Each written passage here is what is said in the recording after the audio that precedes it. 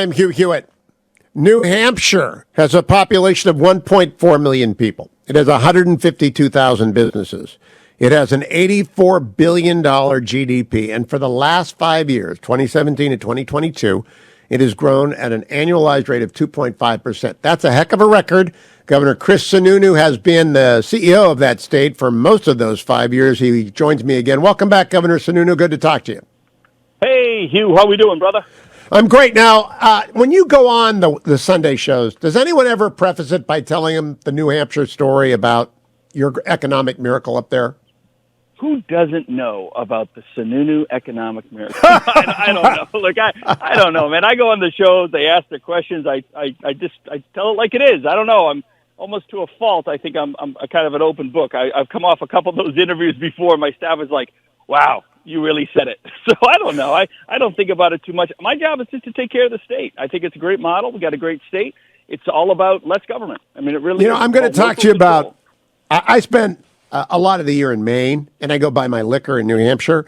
But Maine's got an estate tax, so I don't want to die there. I keep telling Susan Collins and Angus King, nobody wants to die in Maine. Do you have an estate tax in New Hampshire? Hell no. What is that? Can you define that term for me? No. We have no millionaire's tax, no estate tax. I got rid of the 5% interest and dividends tax. By January, it goes to zero. No, January of 25 goes to zero. Gone. No sales tax. No income tax. So how do you pay for the troopers? Because they're always there waiting to get me. They're always around. Ranked best roads in America, best state police in America. Look, we have a kind of an average of what you call a business profits tax here. And most of the taxes, if you pay anything at all as an individual, it's only property tax.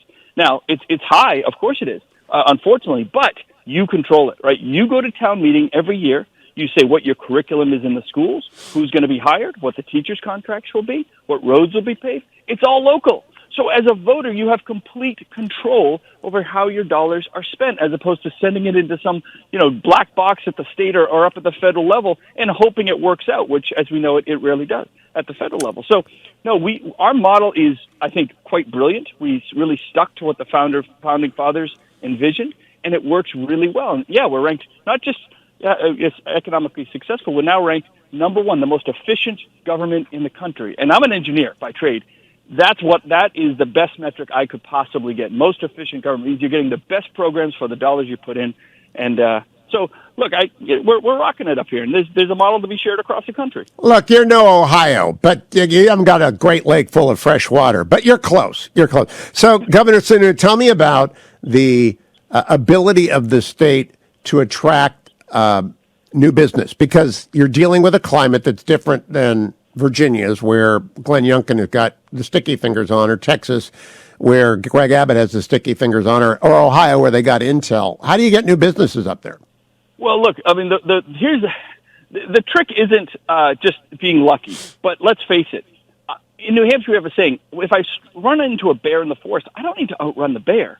I just need to outrun the idiot next to me.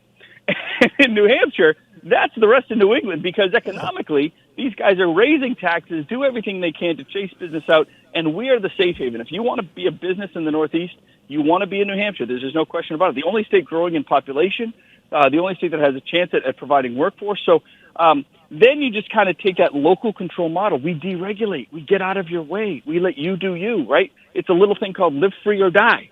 It's not just four cool words on a license plate. It is truly how we govern here. So I think we just have a very pro-business model, and it's that simple. If the economy does well, then the government does well.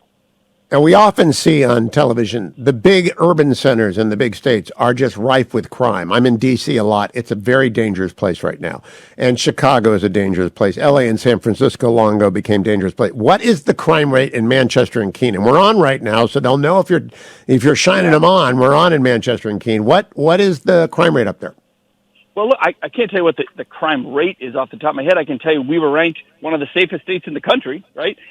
So I can tell you that. We are far and away one of the safest places to be. I think Maine and Vermont actually have good ratings in terms of safety as well. So it's kind of generally a safe part of the country. But look, when it comes to the inner city, the issue is homelessness. The issue is undiagnosed mental health. And you go to a place like San Francisco or Los Angeles, you can't blame a single Republican for a single one of the policies that have created an abject humanitarian disaster for those individuals. I used to live in San Francisco like 20 years ago, and I went back. It's so bad. It's sad. It isn't just, oh, this is a political nightmare for Gavin Newsom. It is really sad. It's gut-wrenching to see the inhumanity, the indignity that the bad policies of the left have created for these people. We have the lowest poverty rate in the country, the lowest by far. Wow. I work really hard at it, Hugh, really, really hard to make sure that not that the government is just taking care of you, right? Because we just said it's not about the government, but we're creating doors of opportunity for folks. And they have opportunity to move forward. We have opportunity to get mental health. I mean, 8 to 9 out of 10 homeless people have some sort of undiagnosed or diagnosed mental health issue. So by taking care of that, you really take care of a lot of the problem, and you get them back into the workforce, and it promotes the economy. You know, we have recovery-friendly workplaces. Just because you're dealing with drugs doesn't mean you're not in the workforce here. So we have all these pieces that are moving to make sure opportunities created. You know, Governor Newsom, you mentioned him. He's a very smart guy, very telegenic. And if President Biden bows out, as I think he eventually will because he's too old, I expect Gavin to run and to get the nomination. Do you think he's responsible for the homeless problem or a partner in that? I do, but I just want to know whether you think he's responsible. Of course.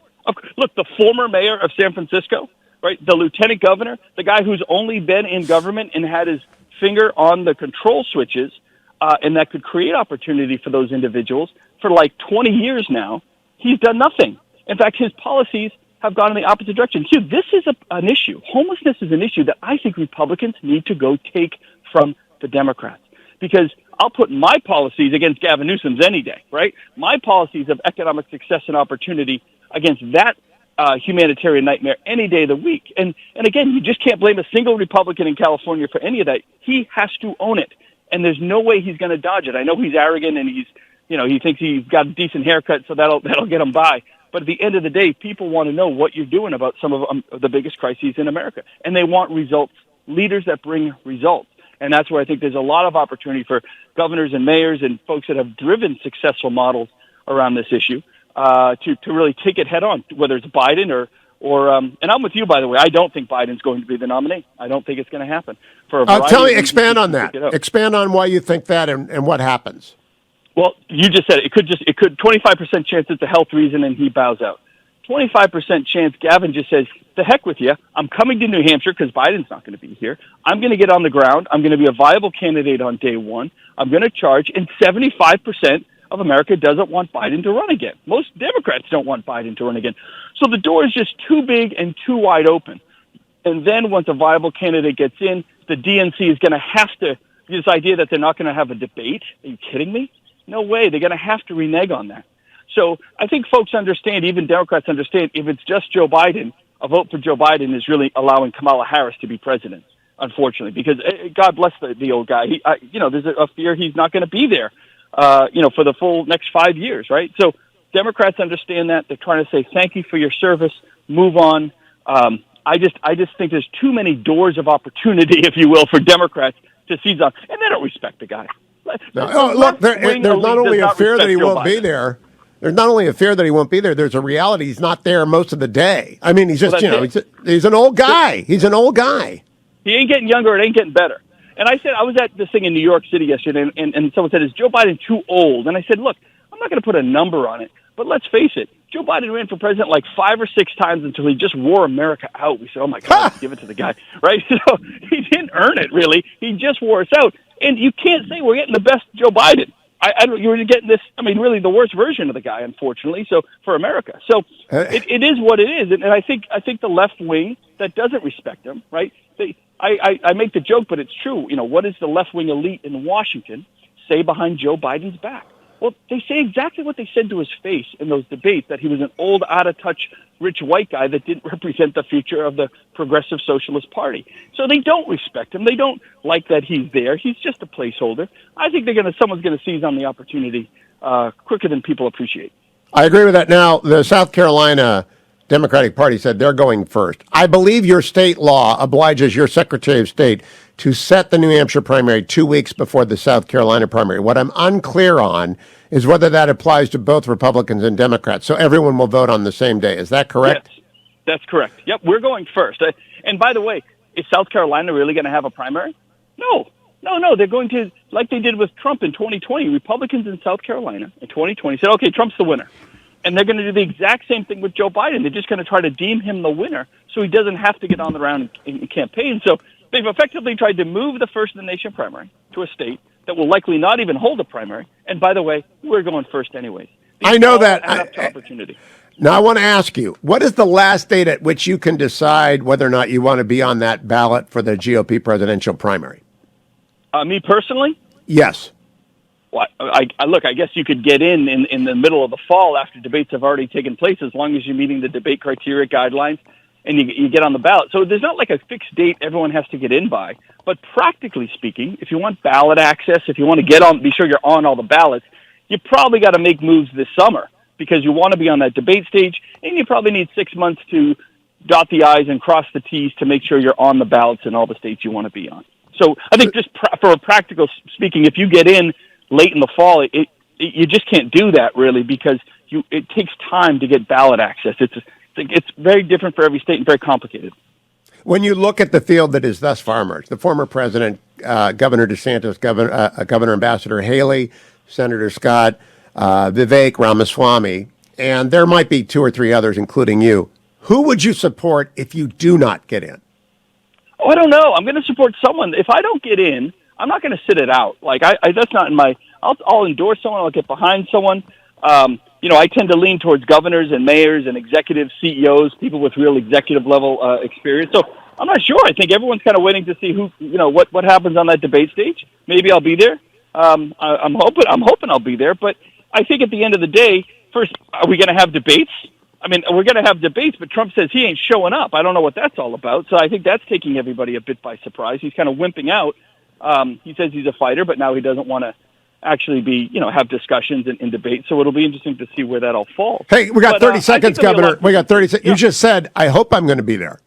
What, are you making an announcement on the Hugh Hewitt show? No. Look, a lot of things have to come together. I'll make an announcement sometime in early summer. All right, Governor, keep coming back. Get those liquor stores open and the bathrooms repaired. I'm on my way north. Thank you, Governor Chris Sununu. Always a pleasure. Keep coming back.